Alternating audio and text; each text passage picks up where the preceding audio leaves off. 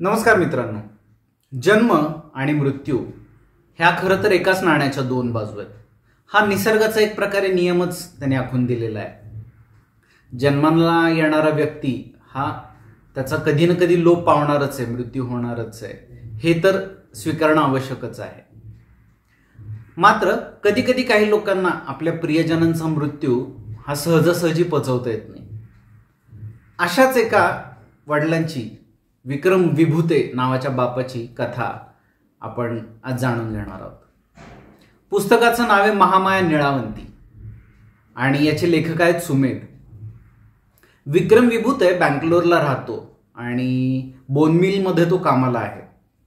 तो लहान असताना त्याची आई, त्याची आजी त्याला महामाया निळावंती बद्दल गोष्टी सांगायची। म्हणजे निळावंती कशी होती, तिने मेलेल्या प्राण्याला कसं जिवंत केलं, अशा कथा ती रात्री झोपताना त्याचं विक्रमला जवळ घेऊन त्याचं डोकं मांडीवर घेऊन त्याला सांगत असते।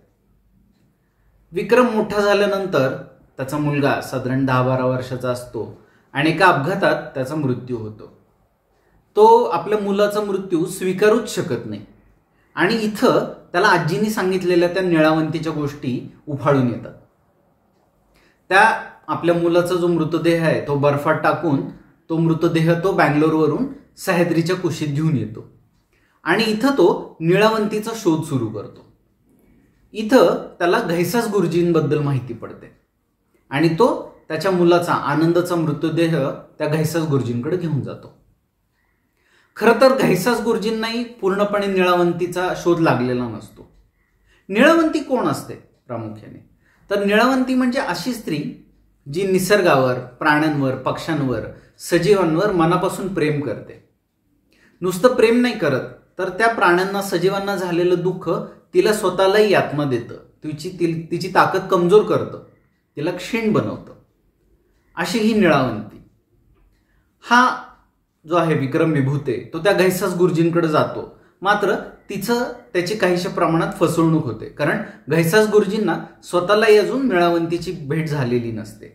ते त्याला एका यंत्रात बसवतात, मात्र तिथं फसवणूक झाल्याचं त्याला लक्षात येतं आणि जर आपला मुलगा जिवंत होऊ नाही शकत तर मग निदान आपण घैसास गुरुजींचा तरी मृत्यू करायचा, बदला घ्यायचा, असं म्हणून तो घैसास गुरुजींच्या मागं धावत सुटतो। इथून पुढं ही कहाणी जी आहे ती वेग घेते आणि त्याला अचानकपणे, अनपेक्षितपणे निळावंतीचा शोध लागतो। निळावंतीचा शोध लागल्यानंतर निळावंती त्या आनंदला जिवंत करते का? त्याच्यासाठी नेमकी तिला काय किंमत मोजावी लागते? निळावंतीचा शोध घेण्यामुळं इतर सजीव सृष्टीत काय बदल घडतात? हे सगळं या पुस्तकात सविस्तरपणे लिहिलेलं आहे। हे पुस्तक जाणून घेण्यासाठी असं आवश्यक आहे की कुठलाही, एखाद्या नियतीने जर एखाद्या प्राण्याचा, एखाद्या पक्षाचा, एखाद्या मनुष्याचा मृत्यू ठरवलेला आहे तर तो स्वीकारणं आवश्यक आहे। मेलेल्या माणसाला जिवंत करण्याची जी आशा आहे त्याच्यामुळं किती मोठी किंमत चुकवावी लागू शकते हे या पुस्तकात लिहिलेलं आहे। खरं तर फॅन्टसी हा प्रकार आपल्याकडे फारसा प्रसिद्ध नाहीये, मात्र सुमेध यांनी हा प्रयत्न केलाय आणि या पुस्तकाला खरंच उत्तम अशी प्रसिद्धी लाभली आहे। त्यामुळे मला सुमेध यांचं अभिनंदन करायचंय।